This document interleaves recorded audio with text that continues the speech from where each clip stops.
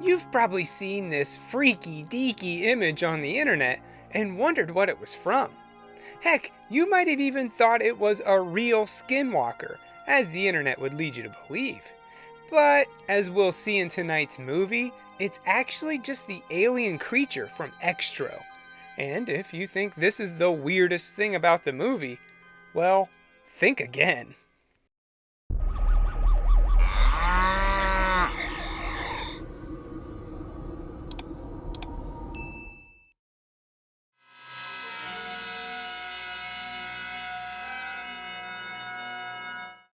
It starts out simply enough. A father and son are playing with their dog in the backyard while mom heads into town.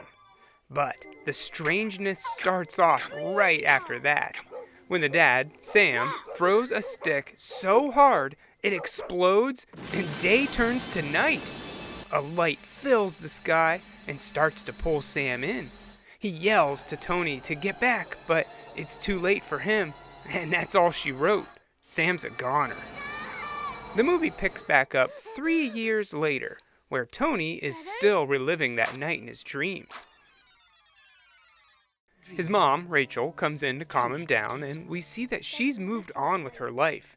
She thinks that Sam just up and left his family, and the UFO story is all made up. Now she's with Joe, and to help around the house, they hired Annalise, who lives with them. With all that out of the way, we can get back to the good stuff. Like I said, it's been 3 years and no sign of Sam. But that's all over now. It seems like he's come back for his family. The UFO drops him off, or at least it drops off something. Whatever this thing is, it definitely doesn't look like Sam. Yet. This is where we get the now infamous picture I was talking about. So you can rest assured, it's not real. Good thing, too, because this thing is freaky. It turns out that they hired a mime, and he's crawling on his back. Kinda like this. Oh, I got my hand in dog poop. Anyway, this car hits the creature, and the couple gets out to take a closer look. The guy gets a little too close, and it attacks. The girl tries to get away, but she's not quick enough, and she too is killed. Now, we see some lady who's feeding her dog, and I don't know, I think she probably gets it worse than anyone else in this whole movie. Creepy Skinwalker alien Sam breaks into her house, but he doesn't kill her. Well, I don't know what he does to her. Just watch.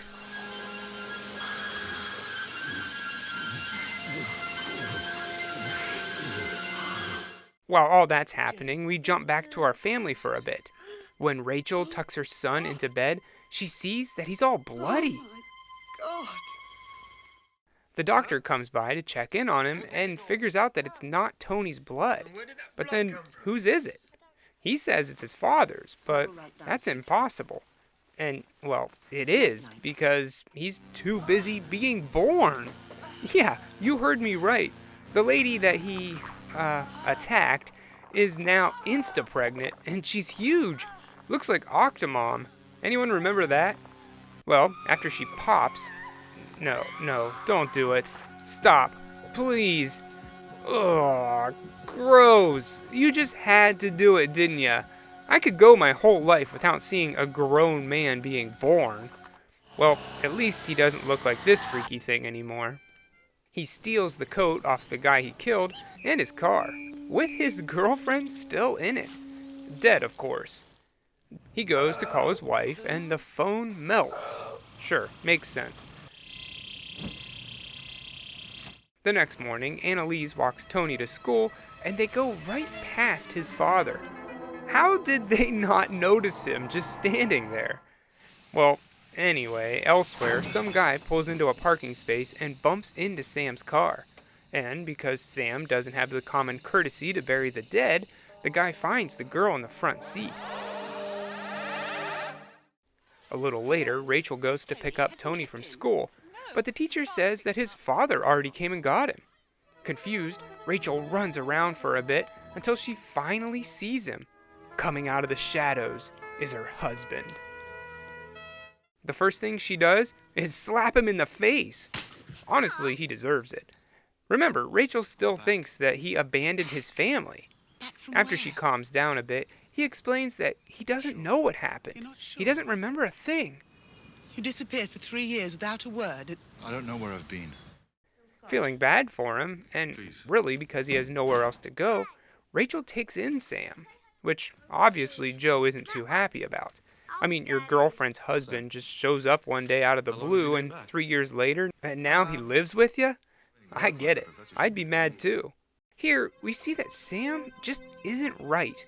Tony catches him eating one of his snake eggs, raw, which scares him, and he runs from his father, who chases after him. Once he catches up to his son, he explains that he's not the same as he was before. Sam says that he went to another world and they changed him so he could live there. He goes on to say that he came back to Earth for him. Then he starts to suck on his neck. At first, I was like, whoa, whoa, whoa there, buddy. But I guess it's some sort of power transfer or something like that. I'm not really sure, but now Tony does have special powers. What kind of powers? Well, at first, it's just small things, like making his toys move telepathically. But it only gets stranger from here. Tony's freaking out in his room because of his telekinesis, and he yells for his dad, which both Sam and Joe stand up. His real dad goes to help him out, and he tells him that this is normal, and he now has a power. They're also planning something. What it is, we're not sure yet, but we can see that they're a team, and that Annalise is involved somehow. Uh-oh. I'm sure that's not good for her. Later on, in Tony's room, his toys are still going crazy, and now he somehow manifests a clown. Yeah, I can't make this stuff up. A clown. Okay, whatever. Then a toy soldier comes to life and kills the downstairs neighbor. I mean, at this point, a giant toy soldier isn't really that surprising. The next day, Rachel's going through Sam's jacket and she finds a photo of a woman. She thinks that this is the other family he ran off to. But in reality, remember, he stole this jacket from the guy in the car. This is his girlfriend who was found dead. Joe manages to put the pieces together and figure this all out. But he's too late. At this point, Rachel has already agreed to take Sam to the cottage that they once lived in, to see if that sparks any memories for him. Meanwhile, Tony's prepping for Annalise's role in all this. They play hide and seek for a bit until Tony's clown attacks her with a rubber hammer. Then, Tony sucks on her skin for a while. Cool. Annalise's boyfriend comes over to find the place abandoned, and all of Tony's toys are coming to life. A tank fires at him, he finds Elise, and then a panther shows up. Yeah, this all makes perfect sense, right? A little later, we see Tony in the kitchen just drinking a shake while the clown tips over a fridge and pours some cottage cheese-looking goo into it. Then he goes to the bathroom where Annalise is all cocooned up and she's making these weird black eggs that the clown puts in the goop. What the heck is going on here? I can't do this anymore. I'm sorry. Can't we just watch a normal movie for once? You know, guy and girl fall in love and they live happily ever after. Not guy gets kidnapped by aliens only to return and now his son's babysitter's wrapped up above the tub making alien eggs? Okay, let's get this over with. Joe. Yeah, remember him? He figures out that Rachel and Sam are at the cottage. Thinking Sam is a serial killer and that he killed the girl in the photo, he races off with Tony to save her. But Rachel's too busy clapping cheeks with Sam to be worried about anything else. While they do it, his true form starts to come out, and it can't be stopped. Just then, Joe pulls up and finds Rachel, who's like, forget Sam, let's just get the heck out of here. But when they get back to the car, Tony's gone. He went off with his father.